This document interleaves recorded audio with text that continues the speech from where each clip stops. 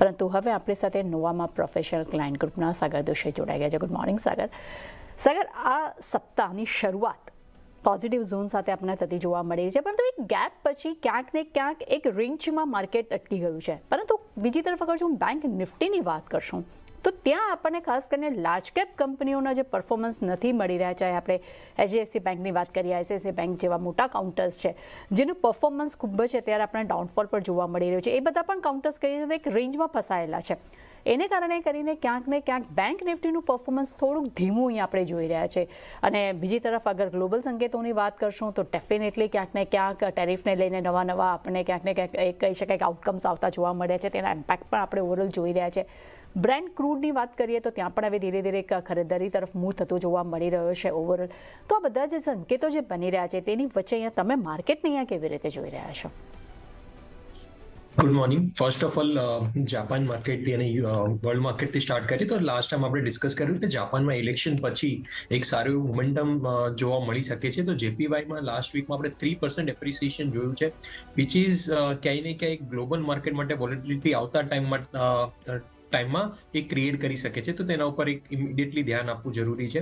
Secondly US માર્કેટમાં આપણે ગઈકાલના સેશનમાં $1 ટ્રિલિયન ટ્રેડિંગ વોલ્યુમ જોયું, highest since 2020. So which means કે ક્યાંય ને ક્યાંય રિટેલ પાર્ટિસિપેશન હવે એક પીક લેવલ પર આવી ગયું છે અને એ હવે આગળ જઈને એક વોલેટિલિટી ક્રિએટ કરી શકે છે. તો ઓવરઓલ ગ્લોબલમાંથી એક વોલેટિલિટીના સાઇન આવી રહ્યા છે. જ્યારે આપણે ઇન્ડિયા સ્પેસિફિક જોઈએ છે તો ઇન્ડિયા સ્પેસિફિકમાં પોસ્ટ આપણી જે US સાથે ટ્રેડ ડીલ થઈ છે તો ક્યાંય ને ક્યાંય સ્ટોક સ્પેસિફિક જે આપણે લાસ્ટ ટાઈમ કીધેલું તો એક મોમેન્ટમ જોવા મળી છે.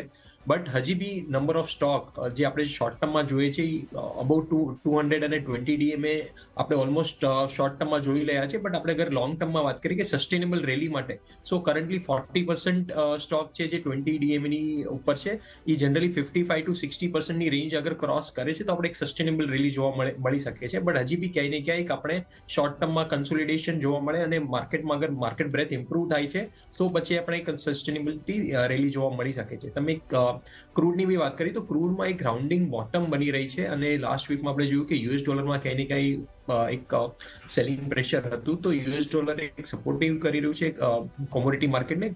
ક્રૂડમાં રાઉન્ડિંગ બોટમ બની રહી છે, વિચ મીન્સ કે ક્યાંય ને ક્યાંક બોટમ ફોર્મેશન થઈ રહી છે અને ક્રૂડમાં અહીંથી હવે એક સારી એવી તેજી આવી શકે છે. તો એક ઓઇલ એન્ડ ગેસ સેક્ટર પર ધ્યાન આપવું જોઈએ અને મને લાગે છે કે આ કન્ટિન્યુએશન રહેશે અને ઓઇલ એન્ડ ગેસ અને આ કોમોડિટી રિલેટેડ રેલી હજી બી આપણે ક્યાંય ને ક્યાંય જોવા મળી શકે છે. અગર હું નિફ્ટીની વાત કરું તો નિફ્ટી મને લાગે છે 26,200 અને 25,500 ની રેન્જમાં હજી બી ફોર ધ ટાઈમિંગ રહેશે જ્યાં સુધી માર્કેટ બ્રેથ ઇમ્પ્રૂવ નથી થતું. તો ઉપરના લેવલ પર 126,124,200 ના લેવલ પર એક સેલિંગ પ્રેશર બની શકે છે અને નીચેમાં 25,500 25,600 માં ડિમાન્ડ ઝોન બની શકે છે. તો ક્યાંય ને ક્યાંય રેન્જમાં રહી શકે છે. સેકન્ડલી બેંક નિફ્ટીમાં ઓબ્વિયસલી તમે જેમ કીધું કે લાર્જ બેંક પાર્ટિસિપેશન નથી આવતું, સ્પેશિયલી આપણે SBI ના રિઝલ્ટ પછી SBI માં સારું એવું મોમેન્ટમ જોયું છે તો એ બેંક નિફ્ટીને ક્યાંય ને ક્યાંય સારો એવો સપોર્ટ મળી રહ્યો છે. બટ અધરવાઇઝ લાર્જ બેંકે હજી પાર્ટિસિપેશન નથી કર્યું બિકોઝ આપણે હજી મિડ કેપ અને સ્મોલ કેપમાં આપણે જે કરેક્શન જોયું હતું પછી આપણે રિસેન્ટ એક બાઇંગ જોયું છે. બટ હજી બી આપણે જોઈએ છે કે ક્યાંય ને ક્યાંય હજી બી 6-8 મહિનાના ટાઈમ ફ્રેમ પર મિડ કેપ અને સ્મોલ કેપ અંડર પરફોર્મ કર્યું છે. સો મને લાગે છે હવે હજી જે ટાઈમ આવશે નેક્સ્ટ 10-15 ડેઝ ઓર 1 મંથમાં એમાં નિફ્ટી મિડ કેપ અને નિફ્ટી સ્મોલ કેપ હજી બી આઉટ પરફોર્મ કરશે. તો આજે લગાર્ડ્સ બેંક્સ છે એ શાયદ કન્ટિન્યુ થઈ શકે છે, કન્સોલિડેશન ઝોનમાં રહી શકે છે અને મિડ કેપ અને સ્મોલ કેપની તેજી હજી બી 1.5 to 2% કન્ટિન્યુએશન રહી શકે છે અને પછી આઈડિયલી પૂરું માર્કેટ એક સાથે પરફોર્મ કરી શકે છે. તો ફોર ધ ટાઈમિંગ હજી બી સ્મોલ કેપ અને મિડ કેપના સ્ટોક્સ જોવા જોઈએ અને અહીંથી આપણે મિનિમમ 2% ની રેલી સ્મોલ કેપ મિડ કેપમાં જોવા મળી શકે છે within 8 to 10 days. So overall અગર વાત કરું તો લાર્જર માર્કેટ કન્સોલિડેશન ઝોનમાં રહેશે. મિડ કેપ સ્મોલ કેપમાં સિલેક્ટિવ પોકેટ્સમાં સારી એવી મોમેન્ટમ આપણે જોવા મળી શકે છે. જે હિસાબથી બોટમ ફોર્મેશન થયું છે સ્ટોક્સમાં ઓલરેડી આપણે 8 to 10% ની રેલી જોઈ ચૂક્યા છે સ્મોલ કેપ મિડ કેપ સ્ટોક્સમાં. હજી બી આ રેલી 5 to 7% કન્ટિન્યુએશન થઈ શકે છે. ઓકે, તો ઓવરઓલ હજી પણ ખાસ કરીને મિડ કેપ અને સ્મોલ કેપ ઇન્ડેક્સમાં એટલે કે તેમાં સ્ટોક્સમાં અહીંયા આપણને એક સારી રેલી જોવા મળી શકે છે. પરંતુ bank nifty definitely large cap કંપનીઓનો સપોર્ટ અહીંયા નથી મળી રહ્યો SBIને છોડીને. અને બીજી તરફ અગર જો નિફ્ટીની વાત કરશું તો સાગરજી તરફથી અહીંયા 26,200 થી 25,500ના રેન્જમાં તમને નિફ્ટી કારોબાર ગતિ જોવા મળી શકે છે. સાગરજી, આજે સૌથી આઉટ પરફોર્મ પ્રદર્શન જે સેક્ટર કરી રહ્યું છે ઓટો સેક્ટર. ડેફિનેટલી આપણે જોયા કે નંબર્સ આવ્યા બાદ, ઓટો સેલ્સ નંબર્સ આવ્યા બાદ ત્યાં એક આપણને સારું મોમેન્ટમ અહીંયા આપણને બંધાતું જોવા મળ્યું છે. ઓવરઓલ એક્ઝામ્પલ ઘણા બધા સિલેક્ટેડ કાઉન્ટર્સ છે, જેવી રીતે આજે આઈસર મોટર જોઈ રહ્યા છે તો ખૂબ જ એક પોઝિટિવ નંબર્સ છે, દરેક સેગમેન્ટમાં આઉટ પરફોર્મ પ્રદર્શન એને કર્યું છે. બીજા ખાસ કરીને અશોક લેલેન્ડના નંબર્સ પણ આપણને પોઝિટિવ જોવા મળ્યા હતા. એટલે તમામ ઓટો સેક્ટર્સમાં એક સારું મોમેન્ટમ અત્યારે અહીંયા આપણને બંધાતું જોવા મળી રહ્યું છે. તો અહીંયા કયું કાઉન્ટર ખાસ અહીંયા તમને પસંદ આવી રહ્યું છે અને ઓટો સેક્ટર્સ માટે તમારો શું મત બની રહ્યો છે? તો ઓવરઓલ ઓટો સેક્ટરની વાત કરીએ તો ક્યાંય ને ક્યાંય લાસ્ટ વીક પછી યુએસની ડીલ થયા પછી એક સારું એવું મોમેન્ટમ જોવા મળ્યું છે અને કન્ટિન્યુએશન એમાં ફર્ધર એડિશન જ જોવા મળ્યું છે કાઉન્ટર્સમાં અને ક્યાંય ને ક્યાંય નવા પોઝિશન ક્રિએટ થતા હોવા ક્લિયરલી ઇન્ડિકેશન થઈ રહ્યા છે. આઈશર મોટરની વાત કરું તો ડેફિનેટલી એક નવા બ્રેકઆઉટ સાથે એક સારું રેન્જ બનાવી રહી છે. ઉપરમાં જે લેવલ બની રહ્યા છે એ 80 to 8300 બની રહ્યા છે. તો જેના પાસે લોંગ હોય 80 to 8300 સુધી અને લોંગ હોલ્ડ કરી શકે છે. સેકન્ડ કાઉન્ટર અશોક લેલેન્ડમાં બી એક સારું મોમેન્ટમ બની રહ્યું છે. કરન્ટલી 214 લેવલ પર ટ્રેડ થઈ રહ્યું છે. 215 ક્લોઝિંગ પર એક નવું બ્રેકઆઉટ પેટર્ન બની રહી છે જે અને ઉપરમાં 227 228 લેવલ આપણે જોવા મળી શકે છે. સો ક્યાંય ને ક્યાંય આ બધા સ્ટોક્સમાં એક સારું મોમેન્ટમ બની રહ્યું છે. But Bajaj auto currently around 9850 level પર ટ્રેડ થઈ રહ્યું છે. બજાજ ઓટોમાં 9880 ની ઉપર એક સારું નવું ફ્રેશ બ્રેકઆઉટ છે. સો જેના પાસે ઓટોમાં પોઝિશન નથી એક બજાજ ઓટો પર ધ્યાન રાખી શકે છે અને ઉપરમાં આપણે એટલીસ્ટ 10,300 10,400 શોર્ટ ટર્મમાં ટાર્ગેટ જોવા મળી શકે છે. એઝ અ ઓવરઓલ ઓટો સેક્ટરમાં એક સારું મોમેન્ટમ જોવા મળ્યું છે પોસ્ટ યુએસ ડીલ અને જે હિસાબથી જે હિસાબથી કોમોડિટી પ્રાઇસીસમાં થોડું સેટલમેન્ટ થઈ રહ્યું છે, જે યુફોરિક મૂવ હતું એ કન્સોલિડેશન ઝોનમાં જઈ રહ્યું છે. તો ક્યાંય ને ક્યાંય રો મટીરિયલને બી સપોર્ટ કરી રહ્યું છે. સો મને લાગે છે કે આવતા ટાઈમ પર એક ઓટો સેક્ટર ડેફિનેટલી આઉટપરફોર્મ કરી શકે છે. આવનારા સમયમાં ઓટો સેક્ટર હજી વધુ એક તમને સારું પરફોર્મન્સ દેખાડી શકે છે, જેમાં ખાસ કરીને બજાજ ઓટો પર અહીંયા ખાસ સાગરજીની નજર બની રહી છે, જ્યાં અપસાઇડ તમને 10,300 સુધીના 400 સુધીના લેવલ્સ પણ તમને જોવા મળી શકે છે. સાગરજી, મેક્સ હેલ્થ ઉપર નજર કરીએ. આજે ત્યાં પણ આપણે સારા વોલ્યુમ સાથે અહીંયા આપણને ખરીદારી જોવા મળી રહી છે. તો મેક્સ હેલ્થ ઉપર હવે તમારું અહીંયા કેવો મત બની રહ્યો છે ઓવરઓલ? સો મેક્સ હેલ્થનું ડિસ્કસ કરીએ તો કરન્ટલી 10,045 10,050 ની રેન્જમાં ટ્રેડ કરી રહ્યું છે, જે બોટમ બન્યા હતા 950 લાસ્ટ વીકમાં અને ત્યાર પછી આપણે એક મોમેન્ટમ જોયું છે. બટ ક્યાંય ને ક્યાંય મને હજી બી એક કન્સોલિડેશન ઝોન લાગી રહ્યું છે. ઉપરમાં 1080 1100 સુધીના એક ઓપન થાય છે લેવલ્સ. તો જેના પાસે લોંગ છે એ 1080 1100 સુધી હોલ્ડ કરી અને ત્યાં એકવાર પ્રોફિટ બુક કરી શકે છે. અને જે નીચેમાં સપોર્ટ ઝોન બની રહ્યો છે 1020 1010 નો બની રહ્યો છે. તો જેના પાસે લોંગ છે એ 1010 નો સ્ટોપ લોસ રાખી ઉપરમાં 1100 સુધી પ્રોફિટ બુક કરવાનું આઈડિયલી કન્સોલિડેશન ઝોનમાંથી હાયર કન્સોલિડેશન 1100 સુધીના પ્રાઇસ ટાર્ગેટ આવી શકે છે. તો ખાસ કરીને મેક્સ હેલ્થ કેર માટે અગર જો કોઈની પાસે પોઝિશન છે તો 1020 સ્ટોપ લોસ સાથે તમે પોઝિશન હોલ્ડ કરી શકો છો. પણ અગર અપસાઇડ 1080 આવે ત્યારે અહીંયા ખાસ કરીને પ્રોફિટ કરવાની સલાહ પણ આપણને જોવા મળી રહી છે. પરંતુ લઈને નાનકડો બ્રેક બાદ નજર કરશું અન્ય શેર્સ પર.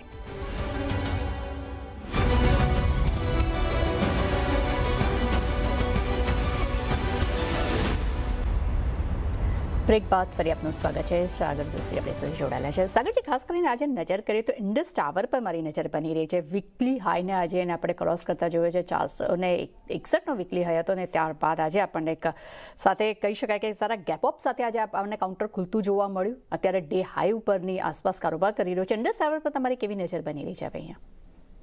સો ઇન્ડસ ટાવર આપણું one of the favourite discussion છે, જે આપણે મોસ્ટલી અલ્ટરનેટ વીકમાં આપણે ડિસ્કસ કર્યું છે. બટ જે પોઝિશનલ ટાર્ગેટ લાગી રહ્યા છે ઇન્ડસ ટાવરમાં, જે હિસાબથી બ્રેકઆઉટ આવ્યા છે અને જે હિસાબથી કન્સોલિડેશન પેટર્ન બની છે, પોઝિશનલી લાગી રહ્યું છે મને કે એટલીસ્ટ 600-620 ટાર્ગેટ આવી શકે છે વિધિન 6 મંથ. અને જે શોર્ટ ટર્મમાં ટાર્ગેટ છે એ શોર્ટ ટર્મમાં 490 અને 500 target immediately within a month types લાગી રહ્યા છે. સો જેના પાસે લોંગ છે પોઝિશનલી કન્ટિન્યુઅસ હોલ્ડ કરી શકે છે. જેના પાસે પોઝિશન નથી એ ઇન કેસ અગર રિટ્રેસમેન્ટ આવે છે ટુવર્ડ્સ 440 445 તો ડેફિનેટલી એક 420 સ્ટોપ લોસ સાથે 500 સ્ટોપ ટાર્ગેટ્સ માટે લોંગ કરી શકે છે. અને ઉપરમાં આપણે જે લોંગ ટર્મનો વ્યૂ છે 600+ મિનિમમ આપણે કાઉન્ટર જોવા મળી શકે છે. ઓકે, તો ઇન્ડસ ટાવર્સ માટે એક પોઝિટિવ વ્યૂ અહીંયા જોવા મળી રહ્યો છે. પણ જો તમારી પાસે પોઝિશન નથી તો બાય એન્ડ ડિપ્સની સલાહ આપણને જોવા મળી રહી છે. અપસાઇડ તમને લાંબા ગાળે 600 સુધીના લેવલ્સ પણ તમને જોવા મળી શકે છે.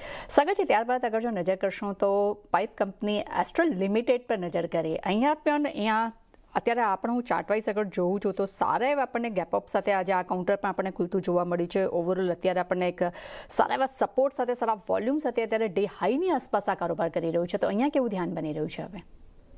સો એસ્ટ્રલમાં આજે આપણે જે ગેપ અપ ઓપનિંગ જોયું હતું એ પોસ્ટ રિઝલ્ટ જે પરમ દિવસે જે રિઝલ્ટ આવેલું એના પછી જે મોમેન્ટમ પકડ્યું હતું અને ગઈકાલના ટ્રેડિંગ સેશનમાં એનો હાઈ બ્રેક કર્યું અને પછી એક સારું મોમેન્ટમ જોવા મળ્યું છે. વીકલી ચાર્ટની વાત કરું તો ક્યાંય ને ક્યાંય હવે એક બોટમ ફોર્મેશન હાઈ બી થઈ રહ્યું છે અને વીકલીમાં બી એક બ્રેકઆઉટ આવી રહ્યું છે. પોસ્ટ કન્સોલિડેશન આપણે ઓલમોસ્ટ 2 વર્ષના કન્સોલિડેશન પછી આ બ્રેકઆઉટ જોઈ રહ્યા છે. તો જેના પાસે લોંગ નથી એ ડેફિનેટલી લેવલ પર એક લોંગ કરી શકે છે. જે ટાર્ગેટ બની રહ્યું છે એ મિનિમમ આપણે 1680 1690 શોર્ટ ટર્મમાં અને ઓવરઓલ 1900 સુધીના આપણે વિધિન યર ટાઈમ્સ આપણા લેવલ જોવા મળી શકે છે. સો ડેફિનેટલી કાઉન્ટર તમે કીધું બહુ ટાઈમ પછી કન્સોલિડેશન ઝોનમાંથી નીકળ્યું છે. સો ડેફિનેટલી જેના પાસે નથી લોંગ કરી શકે છે, જેના પાસે છે કન્ટિન્યુઅસ હોલ્ડ કરી શકે છે. 1510 નો સ્ટોપ લોસ રાખીને આપણે શોર્ટ ટર્મમાં 1670 1680 અને ઉપરમાં આપણે લોંગ ટર્મમાં 1800 પ્લસના લેવલ આપણે જોવા મળી શકે છે. ઓકે, તો એસ્ટ્રલ લિમિટેડમાં અગર જો કોઈની પાસે પોઝિશન નથી તે અહીંયા ખરીદી પણ કરી શકે છે. એ ખૂબ જ એક સ્ટ્રોંગ મોમેન્ટમ અહીંયા સાગરજીને લાગી રહ્યો છે. નીચે સ્ટોપ લોસ 1510નો રાખવાની સલાહ તેમના તરફથી મળી રહી છે. અપસાઇડ તમને 1680 અને ત્યારબાદ તમને 1800 સુધીના લેવલ્સ પણ તમને અહીંયા જોવા મળી શકે છે. સાગર, ત્યારબાદ સીએટ પર નજર કરીએ. લાસ્ટ સપ્તાહ તમારો ટ્રેડિંગ કોલ હતો સીએટ ઉપર અને આપણને સારું એવી ખરીદારી આપણને સીએટના ફ્રન્ટ પર જોવા મળી રહી છે. આજે પણ અત્યારે આપણે જોઈ રહ્યા છીએ, ગઈકાલે પણ એક સારું બાઉન્સ બેક હતું. આજે પણ એક સારી એવી ખરીદારી આપણે જોઈ રહ્યા છે. તો સીએટ ઉપર જો કોઈની પાસે પોઝિશન હોય તો તે શું કરે અને હજી પણ આગળ તમને કયા લેવલ સમયે જોઈ રહ્યા છો? સો સીએટમાં આપણે લાસ્ટ ટાઈમ ડિસ્કસ કર્યું હતું કે ઓટો પછી હવે આ બધા કાઉન્ટર્સ ઓટો એન્ડ્સ અને ટાયર સ્ટોકમાં સારું એવું મોમેન્ટમ લાગી રહ્યું છે. ત્યાર પછી એક સારું આપણે બધા ટાયર સ્ટોકમાં મોમેન્ટમ જોયું હતું અને સીએટમાં સ્પેશિયલી આપણે આજે બી એક સારું મૂવ જોયું છે. સો જેને શોર્ટ ટર્મ માટે પોઝિશન લીધી હતી અરાઉન્ડ 4150 4170ના રેન્જમાં બુક કરી શકે છે.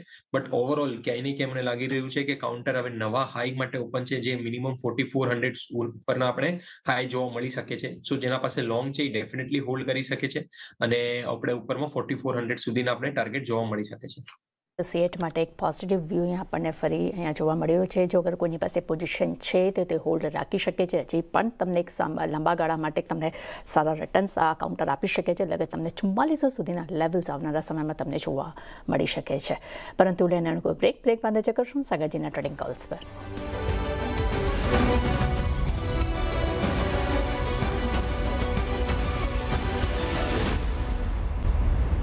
બ્રેક બાદ ફરી આપનું સ્વાગત છે. સાગર દોશી આપણી સાથે જોડાયેલા છે. સાગરજી, આજે તમારા તરફથી કયા કોલ્સ રહેશે?